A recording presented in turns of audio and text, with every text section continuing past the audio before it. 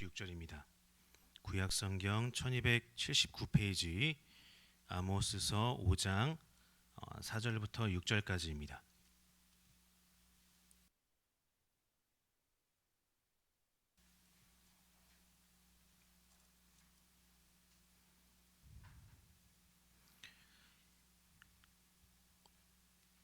제가 읽어드리도록 하겠습니다. 여호와께서 이스라엘 족속에게 이와 같이 말씀하시기를 너희는 나를 찾으라 그리하면 살리라. 베델을 찾지 말며 길갈로 들어가지 말며 브엘세바라도 나아가지 말라.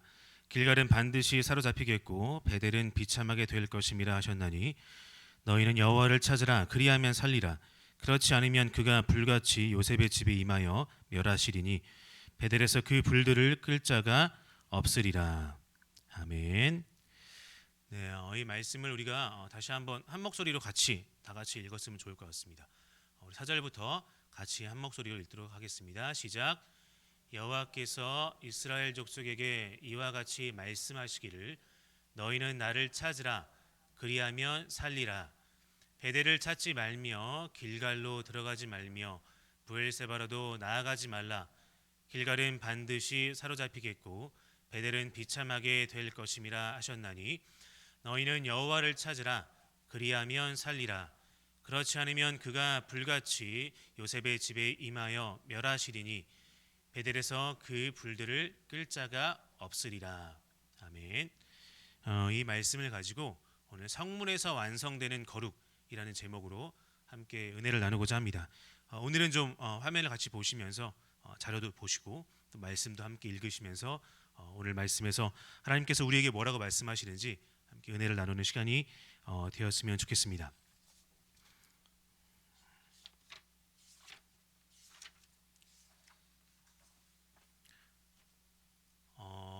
먼저 자료를 하나 보실 텐데요. 2020년부터 2021년까지 인터넷에서 사람들이 어떤 것들을 많이 검색했나 하는 것들을 한번 데이터로 모아봤습니다. 쭉 모아봤더니 4가지의 키워드가 정리가 되었는데요. 코로나 집단 감염, 목회자 범죄, 고의적 방역 수칙 위반, 입양아 학대 이런 내용들이 2020년, 2021년 2년 동안 주요 이슈들로 검색이 되었습니다. 어떻게 보면 다 서로 다른 이야기가 같이 보입니다. 그런데 이 4가지 키워드에서 공통점이 있습니다. 뭐가 있을까요? 맞추시는 분은 소정의 상품을 담임 목사님과의 식사권을 드리도록 하겠습니다. 어떻게 보면 다 다른 이야기처럼 보이지만 이 4가지는 전부 다 교회가 관련된 이슈들이었습니다. 코로나 집단 감염, 물론 다 우리 교회처럼 잘하고 있고 하지만 일부 방죽 열방센터 같은 그런 좀 뭐랄까요, 교회와 조금 동떨어진 시설에서 물론 기독교 안에 속해 있기 때문에 집단 감염들이 많이 발생을 했죠. 그래서 코로나 집단 감염, 목회자 범죄들은 당연히 이제 교회 관련 이슈고요. 고의적인 방역 수칙 위반도 마찬가지로 교회에서 저런 의심이 든다 해서 사람들이 많이 검색을 했습니다. 입양아 학대, 여러분 잘 아시는 정인이 사건, 마찬가지로 어떤 한 중견 교회의 목사님의 자녀분들이 입양을 해서 그 아이를 결국 학대하고 사망에 이르겠죠. 2020년, 2021년 이 2년 동안 이슈로 등장한 사건들 가운데 교회가 빠지지 않았다 하는 것을 우리가 볼 수 있습니다. 그래서인지 교회에 대한 이미지가 2021년, 2020년 조사를 해보니 상당히 좋지 않았습니다. 물론 여러분들 많이 자주 들어보셨겠죠. 교회의 이미지가 어떤지 우리가 자주 들었을 것입니다. 이게 개신교고요. 천주교, 불교, 원불교, 이슬람교 순으로 조사를 해보았습니다. 조사를 했더니 개신교에 대한 교회의 선호도는 100점 만점에 옆에 파란색이 2020년도고요. 주황색이 2021년도입니다. 2020년도에 28점, 2021년도에 32점. 조금 오르긴 했지만 50점도 안 되는 그런 점수였죠.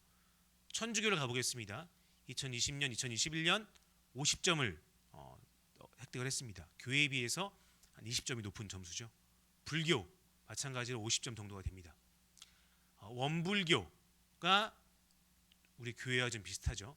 우리 교회가 원불교보다 조금 높았다 낮았다 하고 있지만 결국 요점은 천주교나 불교에 비해서 우리 교회의 선호도가 상당히 낮다 하는 것을 우리가 볼 수 있습니다. 이 옆에는요 연령대별로 선호도를 조사해 본 것입니다. 그래프가 하나 둘 셋 넷 다섯 개 있죠. 20대, 30대, 40대, 50대, 60대의 각 종교별 선호도를 점수로 매긴 거예요. 개신교 우리 교회죠. 개신교는 20대에서 60대까지 고루 50점 미만임을 알 수 있습니다. 20점대에서 30점대죠. 가장 높은 게 39점 정도에 불과합니다. 천주교 성당을 다니는 천주교 같은 경우에는 20대에서 60대까지 골고루 다 한 4, 50점 정도의 점수를 보이고 있죠. 우리 교회보다 한 20점 정도 높게 나오고 있습니다. 불교도 마찬가지입니다. 한 50점 전후의 점수를 기록하고 있죠. 그러니까 이 코로나 사태를 겪은 20년, 21년, 2년 동안 교회, 성당, 불교 이 세 종파를 점수를 비교해 보면 선호도가 굉장히 교회의 선호도가 낮다는 것을 우리가 알 수 있습니다. 물론 우리가 자주 들었던 그런 소리들이죠. 그런데 아이러니하게 예배 참여 빈도를 조사해 보니 이 2년 동안 예배를 열심히 드린 빈도를 조사해 보니 이 주황색이 개신교 교회고요. 이게 천주교, 이게 불교입니다. 우리 교회가 매주 참여하는 사람들이 교회가 50% 가장 많습니다. 그렇죠? 성당은 25%, 불교는 2%에 불과합니다. 한 달에 두세 번을 간다. 이 정도가 교회가 17%, 천주교가 13%, 불교가 6%에 불과합니다. 그렇죠? 한 달에 한 번도 가지 않는다. 교회는 14%, 천주교, 불교는 좀 많죠. 30% 정도에 육박합니다. 이 세 가지 그래프를 데이터를 통해서 우리가 알 수 있는 사실은 뭘까요? 저는 이 세 개의 자료를 놓고 아무리 머리를 굴려봐도 이 결론밖에 나지가 않았습니다. 교회는 가장 열심히 예배를 드리지만 사회로부터 가장 덜 신뢰를 받고 있다라는 것이죠. 우리가 좀 가슴 아프게 생각하고 기도하고 고민해야 할 부분이 아닐까 생각을 합니다. 코로나라는 어떤 위기 순간에도 우리 성도님들이 열심히 교회에 나왔고 열심히 예배를 참여했습니다. 이것은 정말 하나님께서 기뻐하시는 부분이죠. 그것은 우리가 놓지 말아야 할 요소입니다. 그런데 두 번째, 사회로부터 가장 덜 신뢰를 받는다. 예배는 열심히 드리지만 사회로부터 가장 덜 신뢰를 받는다. 이 부분에서 우리가 뭔가 조금 더 보완해야 할 것이 있지 않나라고 생각을 하게 되었습니다. 어찌 보면 우리가 사회로부터 가장 덜 신뢰를 받고 있을 때 그것을 개선할 수 있는 방법이 오늘 말씀 가운데 있지 않나 생각을 해보았습니다. 그래서 오늘 말씀을 통해서 하나님께서 정말로 원하시는 것이 무엇인지 또 우리가 조금 더 개선하고 회복해야 할 것이 무엇인지 한 번 더 은혜를 나누어 보는 그런 시간이 되었으면 좋겠습니다. 먼저 오늘 우리가 읽은 본문에 대한 배경 설명을 드리고자 합니다. 아모스가 활동할 당시 이스라엘은 황금기를 좀 구가할 때였습니다. 이스라엘 주변에는 이 아수르 제국, 또 그 이후에는 바벨론 제국, 또 그 밑으로는 이집트라는 강대국이 항상 도사리고 있었습니다. 요 위에는 아수르 제국이죠. 이만큼 빨간 게 다 아수르 제국입니다. 이집트까지 아수르 제국이었어요. 이집트는 이 주변의 아수르 제국과 이집트 때문에 항상 속된 말로 피를 보는 그런 나라였죠. 요 중간에 아주 작은 나라로서 위아래로 제국이 들어서 바뀔 때마다 이스라엘은 항상 전쟁에 시달렸고 큰 피해를 받습니다. 우리나라 역사와 똑같죠. 중국, 러시아, 일본 이 세 나라의 어떤 싸움 속에서 많은 피해를 봤던 것처럼 이스라엘 역시 마찬가지였습니다. 그런데 아모스 선지자가 활동할 당시에는 요 아수르 제국, 아시리아 제국과 요 이집트가 조금 힘이 떨어질 때였어요. 그러니까 아시리아 제국과 이집트가 힘이 조금 떨어지니까 어떻게 될까요? 그 반작용으로 이스라엘이 조금 힘을 받겠죠. 그래서 이때 정치적으로 경제적으로 조금 번영을 이루기 시작했던 그런 때였습니다. 아모스서는 그 당시 이스라엘이 번영했는데 번영한 상태에서 어떠한 영적 위기를 맞았나, 그리고 그 영적 위기 가운데서 회복을 하려면 어떻게 해야 할까, 이런 부분들을 다루고 있는 그런 내용들입니다.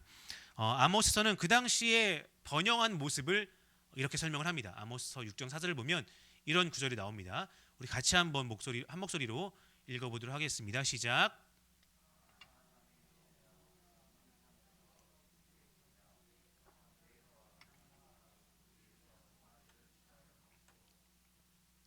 우리가 개역 개정으로 읽으면 좀 말이 어려운데요. 현대인의 성경으로 보면 조금 더 쉽습니다. 너는 상하 침대에 눕고 호화스러운 안락 의자에서 기지개를 켜며, 여기까지만 봐도 호화스럽다는 걸 알 수 있겠죠. 번영한 나라임을 알 수 있습니다. 상하 침대, 저희 구경도 못했잖아요, 그렇죠? 상하 침대라는 것에서 잠을 자고 살고 있다는 것을 보여주고 있습니다. 여기까지만 해도 호화스러운데 제일 좋은 양고기와 송아지 고기를 먹고, 그렇죠? 아침에 일어날 때마다 한우를 드시는 분 없을 거예요. 쉽지 않습니다. 한우는 뭐 기념일이나 이럴 때만 먹는 음식이지 아침에 일어날 때마다 양고기와 산우를 먹는다, 쉽지 않습니다. 그런데 아모스 선지자가 활동할 당시 이스라엘은 번영했고 이런 사람들의 모습이 많았다라는 것을 보여주고 있는 것이죠. 그런데 문제는 이러한 경제적 정치적 번영이 이스라엘에 좋지 않은 결과를 낳았다는 것입니다.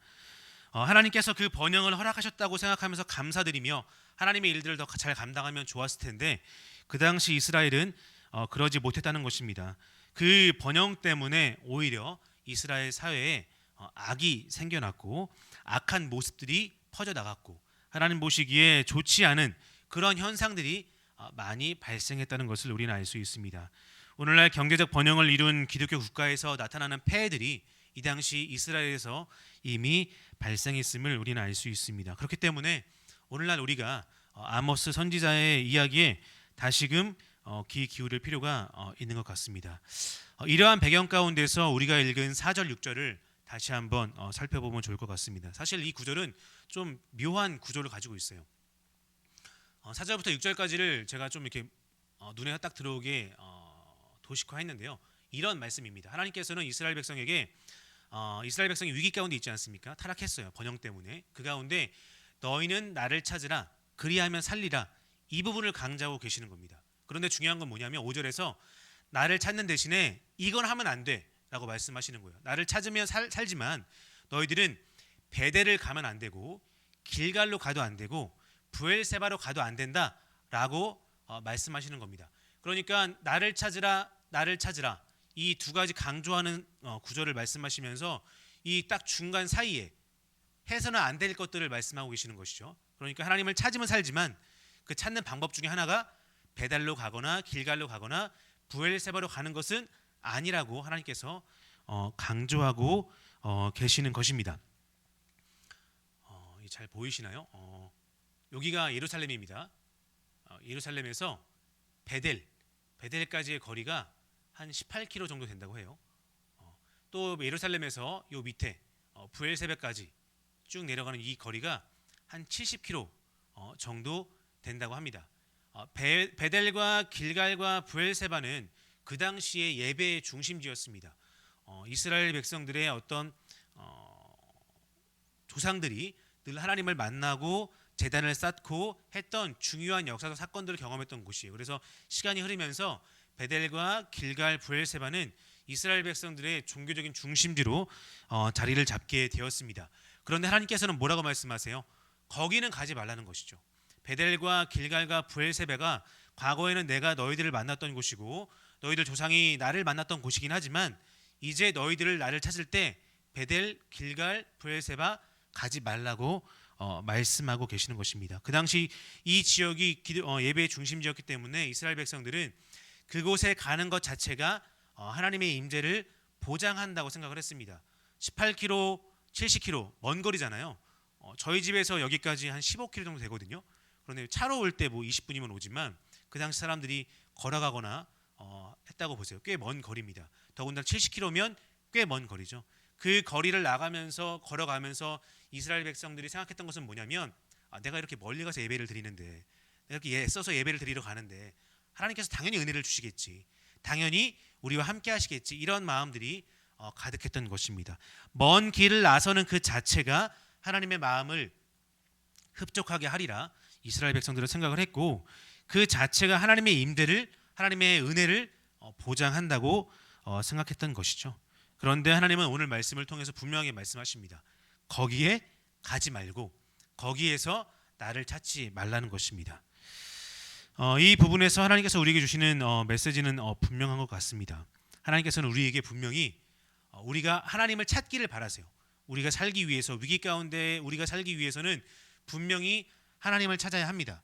그런데 그 찾는 방법이 어쩌면 우리가 늘 하던 방식, 늘 하던 타성에 젖어서 하던 그 방식이 아닐 수도 있다는 것입니다. 하나님께서 정말로 원하시는 어떤 것이 있는데 그것을 행하지 않은 채 베델로 올라가는 것, 길갈로 올라가는 것, 브엘세바로 나아가는 것, 이 자체에 매몰되어서 그 자체가 하나님의 임재하심을 보장한다고 생각하면 안 된다는 것을 오늘 하나님께서는 말씀하고 있는 것입니다. 물론 우리가 주의할 점이 하나 있습니다. 베델과 길갈, 브엘세바, 그 당시의 예배의 중심지로 나가지 말라고 강조하는 것이 마치 오늘날 우리로 하여금 교회에 나가서 예배드리지 말라는 그런 의미로 받아들이면 안 된다는 것이죠. 여러분, 우리가 부모님으로서 이제 자녀들에게 이러한 말들을 종종 하죠. 너 그렇게 공부할 거면 때리쳐라고 말을 합니다. 근데 자녀가 정말 내 어머님 뜻 받들어서 공부 때리치고 바로 나가서 직장 구하겠습니다 하면 좀 그 자식은 개념이 없는 거죠, 그렇죠? 그 부모님의 마음은 때리치라는 게 아니라 이왕 할 거면 제대로 해라 라는 마음이 담겨 있는 것입니다. 오늘 말씀도 그러한 우리 부모님의 마음으로 하나님의 마음을 이해하는 그런 측면에서 접근하면 좋을 것 같아요. 이왕 베델, 길갈, 브엘세바 먼 길 나아가서 예배를 드릴 거면 그 자체에 매몰되지 말고 내가 원하는 이 한 가지, 이것도 좀 같이 해라. 내가 원하는 것이 또 있는데 이것도 같이 하면서 베델, 길갈, 브엘세바 나가서 예배 드려라. 이것이 아마 하나님의 진정한 마음이 아닐까 생각을 해보았습니다. 그렇다면 정말로 하나님이 원하시는 것, 우리가 베델로 나아가서 길갈로 나아가서 브엘세바 나아가서 예배를 드릴 때 하나님이 그 예배 행위와 더불어 우리에게 원하시는 것이 또 하나 있다면 과연 그것은 무엇일까 하는 것, 바로 그것이 오늘 말씀 가운데서 오늘 교회의 위기 가운데 우리가 회복해야 할 한 가지 요소가 아닐까 생각을 합니다. 그렇다면 하나님께서 정말로 원하시는 것, 이 예배와 함께 우리가 먼 길을 나와서 드리는 이 예배와 함께 하나님이 원하시는 또 한 가지가 무엇일까? 그것이 바로 5절, 6절 오늘 우리가 읽은 이 말씀 이후에 나타나는 하나님의 강조점을 통해서 우리가 알 수 있습니다. 5장 전체를 보면요, 하나님께서 베델과 길갈, 브엘세바를 부정하시지만 그 이후에 6절 이후에 강조하시는 것이 등장을 해요. 그러니까 나를 찾는 방법에 대해서 하나님이 강조하시는 것이 있다는 것이죠. 10절, 12절, 15절에 하나님께서 반복적으로 사용하시는 단어가 하나가 등장을 합니다.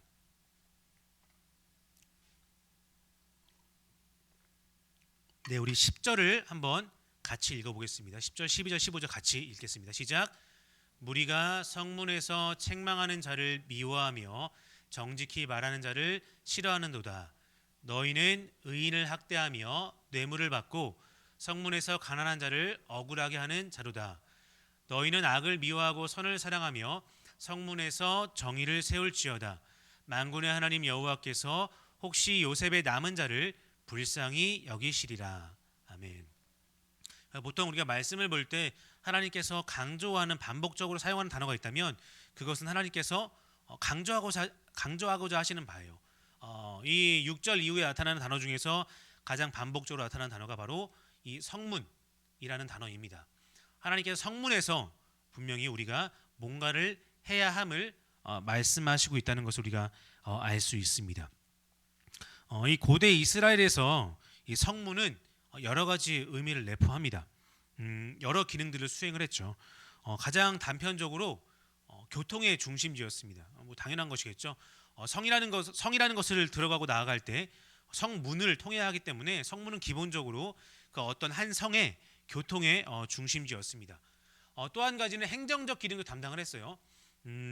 성문을 들어가자마자 그 성문 바로 앞에는 커다란 광장으로 연결되어 있었습니다. 그 광장은 공개 재판 장소로 쓰였습니다. 그렇죠? 그러니까 법원의 기능도 이 성문이 역할을 감당했다는 것을 우리가 알 수 있습니다. 또 한 가지는 경제적 기능이에요. 사람들은 성문 주변에 모여서 상거래를 했습니다. 그리고 성문 주변에 물품 보관하는 장소를 만들어서 물품을 보관하기도 했어요. 그러니까 성에 들어갈 때 물건을 막 가지고 왔는데 성문 저 반대편에 창고를 만들어 놓으면 불편하겠죠. 그러니까 성문 들어가자마자 그 주변에 시장과 물품 보관소, 창고 등을 만들어 놓고 그 성문 주변에서 경제적인 기능도 많이 수행을 했습니다. 그러니까 이 성문이라는 것은 고대 사람들에게 어떻게 보면 교통과 행정, 경제 이런 모든 것들이 집약된 상징적인 의미였습니다. 성 사람들의 모든 일상을 의미하는 것이 성문이었다라고 보시면 쉽게 이해가 될 겁니다. 그런데 하나님께서는 성문에서 정의를 세우라라고 말씀하고 계세요. 너희가 베델, 길갈, 브엘세바 올라가는 것도 중요하지만 그것에 앞서서 성문에서 정의를 세워라라고 말씀하고 있는 것이죠. 사실 여기는 세울지어다라고만 되어 있지만 하나님께서 성문, 성문, 성문 세 번 강조하시면서 이 세울지어다를 또 한 번 강조하세요. 무슨 말이냐면 이 구약 성경은 히브리어로 기록이 되어 있지 않습니까? 히브리어는 동사가 좀 독특합니다. 동사 자체에 강조하고 싶을 때 동사 자체를 다른 종류로 사용할 수가 있어요. 우리는 강조하고 싶을 때 세울지어다 앞에 부사를 넣죠. 반드시 혹은 튼튼히 이런 부사를 넣습니다. 반드시 세울지어다, 튼튼히 세울지어다, 사투리로 겁나게 이런 것도 있겠죠. 겁나게 세울지어다 이런 식으로 단어 앞에 부사를 넣어서 표현을 합니다. 그런데 히브리어는 이 단어 자체에 종류가 달라요. 히필 동사라고 해서 이 동사 자체가 강조형 형태의 동사가 따로 있습니다. 그러니까 사실 이 단어는, 이 문장은 성문에서 정의를 세울지어다가 아니라 성문에서 정의를 반드시 세울지어다라는 의미가 되는 것이에요. 그러니까 하나님께서 우리에게 원하시는 것은 우리가 베델, 길갈, 브엘세바 올라가서 예배드리고 하는 것도 중요하지만 그 전에 너희가 먼저 성문에서 너희 삶의 터전이 되는, 일상생활의 터전이 되는 그 성문에서 먼저 정의를 반드시 세우고 올라와라 라고 말씀하고 있는 것이었습니다. 사람들이 매일 오가는 성문, 우리 삶의 많은 요소들의 중심이 되는 그 성문, 우리의 일상생활을 의미하는 그 성문에서 먼저 정의를 세우고 예배의 장소로 올라오라는 것, 그것이 바로 하나님께서 오늘 말씀을 통해서 그 당시 이스라엘 사람들에게 또 우리에게 원하시는 바인 줄 믿습니다. 여러분, 이 시간 저와 여러분의 성문이 어디인지 생각해 보면 좋을 것 같습니다. 우리가 매주 나와서 예배를 드리는 것, 코로나 위기에도 불구하고 예배를 드리는 것 너무도 감사하고 우리가 당연히 해야 할 일인 줄로 믿습니다. 그런데 그와 더불어 우리의 성문이 어디인지 고민하고 그 성문 가운데 정의를 세우는 것에 우리가 애쓰고 있는지 다시 한번 돌아보면서 우리의 성문은 어디인지, 우리의 성문에서 어떻게 정의를 세울 수 있는지 고민하고 힘쓰는 저 여러분 되시기를 주님의 이름으로 축원드립니다.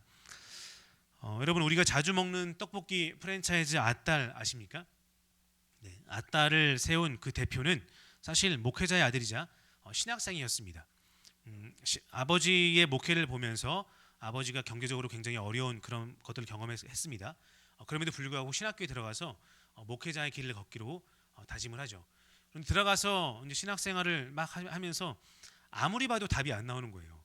자기만 이제 힘들고 가난한 줄 알았는데 신학교에 들어온 대부분의 사람들이 다 가난하고 돈도 없고 어렵다라는 것이에요. 그러면서 내가 목회를 하면은 또 아버지처럼 경제적으로 굉장히 어려운 삶을 살겠다라고 생각을 하고 본인이 이제 신학교 그 생활 동안 하나님께 기도하면서 자기 비전을 좀 바꾸게 됩니다. 하나님, 저는 목회를 하지 않고 사업을 해서 돈을 벌어서 이 어려운 목회자들을 돕는 일을 하도록 하겠습니다라고 하고 신학교를 마치고 사업을 하게 되죠. 그렇게 세운 떡볶이 프랜차이즈가 바로 아딸입니다. 그렇죠? 굉장히 많이 성공을 했고 또 좋은 어떤 모델로 남았습니다. 그렇게 사업을 해서 돈을 벌어서 헌금도 하고 11조도 하고 목사님들도 도와주고 열심히 잘 했겠죠. 베델로 올라가고 길갈로 올라가고 브엘세바 올라가는 것 성공을 했습니다. 그런데 그 아딸 대표가 몇 년 전에 갑질로 구속이 되고 실형을 선고받았어요. 그래서 지금은 그 이제 여동생이 대신 대표로 서서 그 프랜차이즈를 이어가고 있습니다. 저는 이 사건이 떠올랐습니다. 말씀을 준비하면서 그 대표가 베델로 올라가서 예배를 드리고 길갈로 올라가서 예배를 드리고 브엘세바 내려가서 예배를 드리는 것, 여기에서는 성공을 했지만 자신의 성문에서 정의를 세우는 것에는 실패한 것이 아닐까. 열심히 사업을 돈 벌고 했지만 결국 갑질로 뒤에서 이 가맹점주들의 뭐랄까요, 그 노력들을 빼앗아서 자기의 부를 축적한 것이 일부는 그렇게 한 것이죠. 그래서 어떻게 보면 이분은 이 길갈 브엘세바에서는 성공을 했지만 자신의 성문에서 의를 세우는 것, 정의를 세우는 것에서는 소홀히 하지 않았나 생각을 해보았습니다. 여러분, 오늘날 우리가 한국 교회가 너무나 잘하고 있습니다. 잘하는 것들이 굉장히 많아요.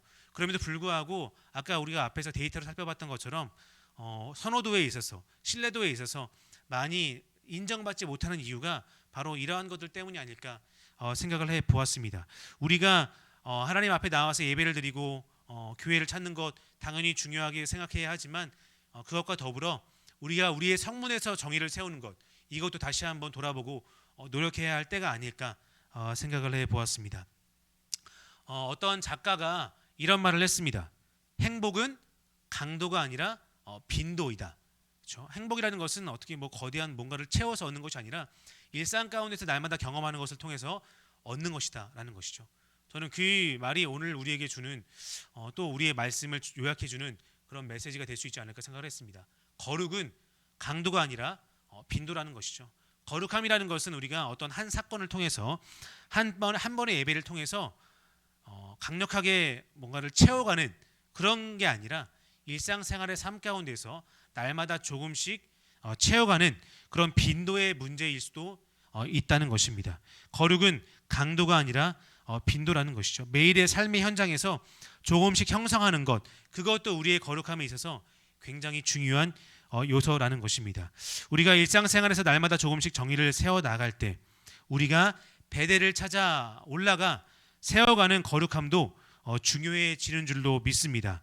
교회와 일상 모두에서 날마다 조금씩 거룩함을 세워가는 저 여러분 되시기를 주님의 이름으로 다시 한번 축원드립니다. 그래야 이 교회가 위기 가운데 있는 이 시기에 우리가 다시 한번 교회를 회복하고 교회를 다시 한번 이렇게 세우는 그런 일들을 어떻게 고민할까 애쓰시면서 이 말씀, 거룩은 강도가 아니라 빈도이다. 우리의 성문에서도 거룩함을 채워야 한다라는 것들을 기억하는 저 여러분 되시기를 주님의 이름으로 축복합니다. 우리 이 시간 함께 찬양하시고 같이 기도하실 텐데요. 신실하게 함께 찬양하시면서 주님, 우리가 더욱더 진실한 신자가 되게 도와주시고 더욱더 신실한 그런 신자가 되게 도와주시고 그러한 것들을 우리 삶의 영역 가운데서도 이루며 세워갈 수 있게 해달라고 같이 찬양하시고 합심으로 기도했으면 좋겠습니다. 찬양하시겠습니다.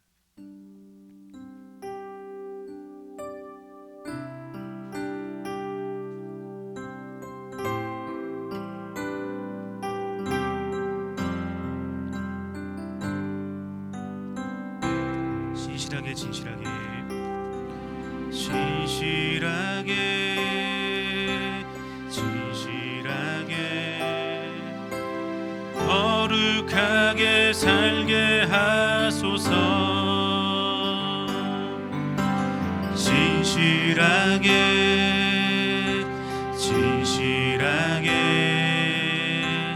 거룩하게 살게 하소서. 우리 한 번 더 고백하시겠습니다. 신실하게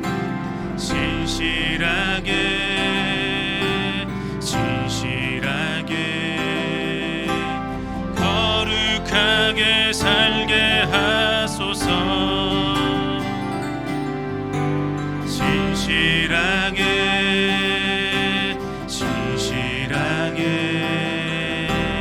거룩하게 살게 하소서.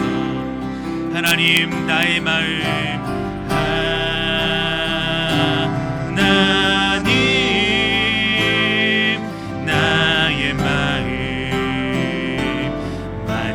주소서. 하나님,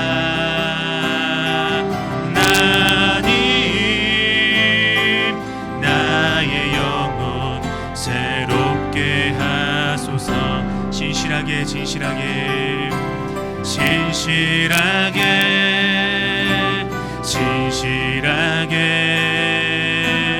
거룩하게 살게 하소서.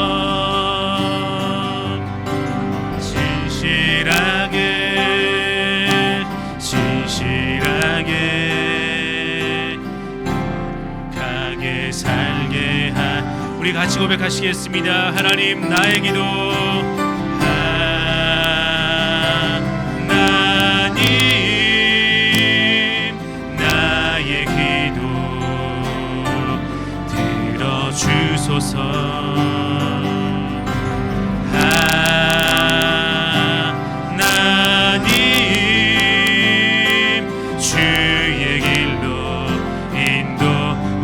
믿음으로 하나님 나의 마음 만져주소서. 하나님 나의 마음 만져주소서.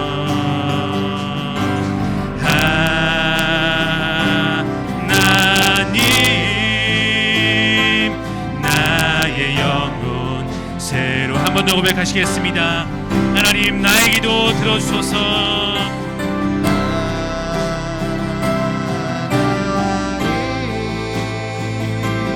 나의 기도 들어주소서.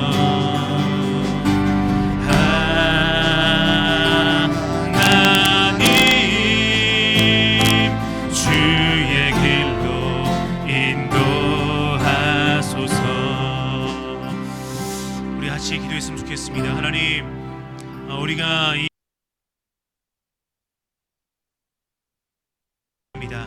하나님 그 거룩한 은혜 받고 돌아가서 우리의 성문에서도 정의를 세워가는 우리 한 사람 한 사람 되게 하여 주옵소서.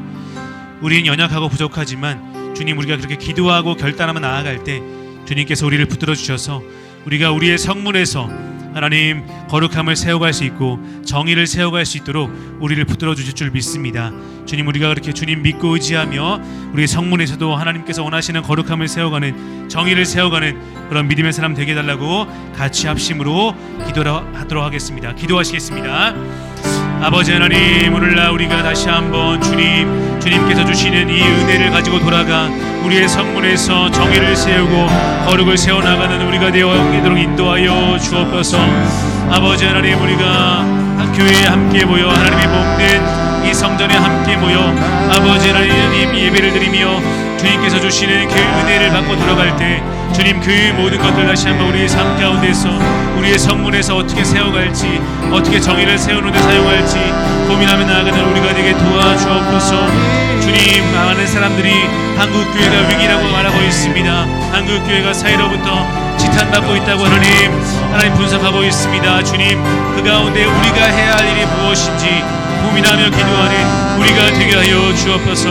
하나님, 우리가 하나님 한국교회의 회복을, 한국교회의 신뢰 회복을 하는 그 일 가운데 우리가 아버지 하나님 우리의 성문 가운데서 우리의 삶의 모든 일상 가운데서 하나님의 의를 세워가는 거룩함을 나타내는 우리 한 사람 한 사람 되기를 소원합니다. 주님, 그렇게 우리 한 사람 한 사람이 우리의 성문 가운데서 의를 세워가고 정의를 세워나갈 때 아버지 하나님 다시 한번 우리 한국교회가 회복될 줄로 믿습니다. 주님께서 우리 한 사람 한 사람의 그런 모습을 통하여서 주님, 우리 교회를 회복시키시고 인도하실 줄로 믿습니다. 주님, 우리가 기도하며 그렇게 애쓰는 한 사람 한 사람 되게 하여 주옵소서. 아버지, 우리와 함께 하여 주옵소서. 주님, 역사하여 주옵소서. 아버지 하나님 인도하시길 소원합니다. 주님, 우리와 함께 하시길 소원합니다. 주님, 우리를 붙들어 주옵소서. 주님, 우리를 붙들어 주옵소서. 하나님, 오늘 말씀을 통하여서 주님께서 원하시는 것이 무엇인지 함께 나누었습니다. 주님, 우리가 베델로 길갈로 올라가 주님께 예배를 드리는 것 승리하게 하여 주옵소서. 그곳에서 만나는 주님께 하나님 커다란 은혜를 받고 돌아오는 우리가 되게 하여 주옵소서. 주님, 그것과 더불어 우리 성문이 어디인지 고민하며 또 기도하는 우리가 되게 도와주시고 그 성문에서도 하나님께서 원하시는 거룩함과 정의를 세워가는 우리 한 사람 한 사람 되게 하여 주옵소서. 주님, 우리가 어떤 거창한 것, 커다란 일 이런 것이 아니라 그렇게 우리의 삶의 영역 가운데서 우리의 성문에서 정의를 세워나갈 때 우리 교회가 회복되고 우리 한국교회가 회복될 줄로 믿습니다. 우리 한 사람 한 사람을 주님, 그러한 주님의 일에 도구로 사용하여 주옵소서. 감사드리며 예수